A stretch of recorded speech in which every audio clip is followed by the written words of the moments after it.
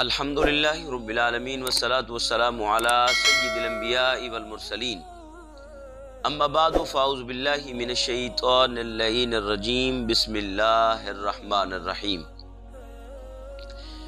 ناظرین کرام، احباب ذی وقار، آج میں آپ کے سامنے ذکر کے حوالے سے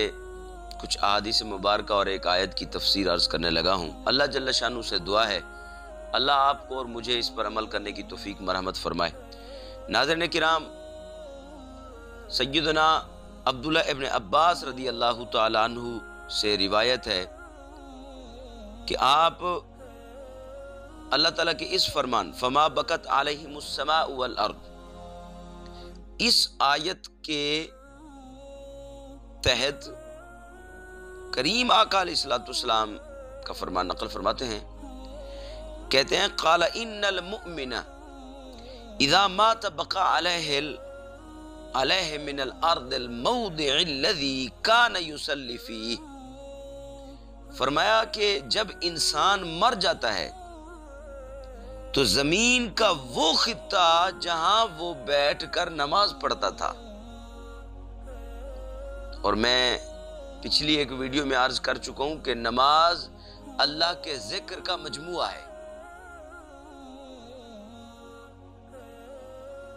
اور یہ اللہ کا سب سے بڑا ذکر ہے نماز ادا کرنا۔ تو جب کبھی جہاں کہیں آدمی جس جگہ پر نماز پڑھتا ہے پھر اس کا وصال ہو جاتا ہے، انتقال ہو جاتا ہے، تو پھر زمین کا وہ خطہ روتا ہے۔ فرمایا وَيَذْكُرُ اللَّهَ فِيهِ، جہاں انسان نماز پڑھتا ہے اور جہاں بیٹھ کر انسان اللہ کا ذکر کرتا ہے، انسان کے مر جانے کے بعد زمین کا وہ خطہ بھی جو ہے وہ اللہ کی بارگاہ میں روتا ہے۔ ناظرین کرام، احباب ذی وقار، اور امام ابن ابی الدنیا نے تخریج فرمائی ہے، اور ابو عبید رضی اللہ تعالیٰ عنہ سے روایت ہے، قال فرماتے ہیں ان المؤمن اذا ماتا، انسان جب مر جاتا ہے، مومن جب مر جاتا ہے، نادت بقاع الارض، تو زمین کا ٹکڑا ندا کرتا ہے، عبد اللہ المؤمن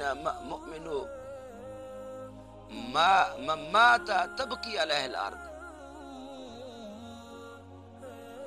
اللہ کی عبادت کرنے والا وہ مومن جب مر جاتا ہے تو اس پر زمین بھی روتی ہے، والسماء، آسمان بھی روتا ہے، فیقول الرحمن، تو جب زمین اور آسمان اس مرنے والے مومن پر رو رہے ہوتے ہیں تو اللہ کریم پوچھتا ہے ما یبکیکما علی عبدی، میرے بندے پر تمہیں کس چیز نے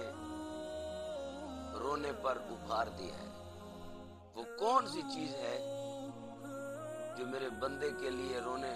پر آپ کو مجبور کر رہی ہے؟ تو ناظرین کرام، فیقولون ربنا لم یمش فی ناحیۃ منا قط الا وہو یذکرک، فرمایا یہ وہ بندہ ہے جب کبھی یہ چلتا تھا تیری زمین پر، جب کبھی یہ بیٹھتا تھا تیری زمین پر، جب کبھی یہ لیٹتا تھا تیری زمین پر، جہاں سے گزر جاتا تھا تو تیرا ذکر کرتے ہی گزرتا تھا۔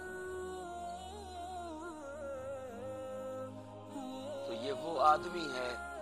جو زمین پر چلتے پھرتے اٹھتے بیٹھتے تیرا ذکر کیا کرتا تھا،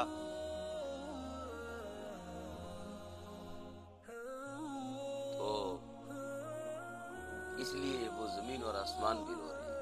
یہاں پر امام جلال الدین سیوطی رحمت اللہ علیہ فرماتے ہیں،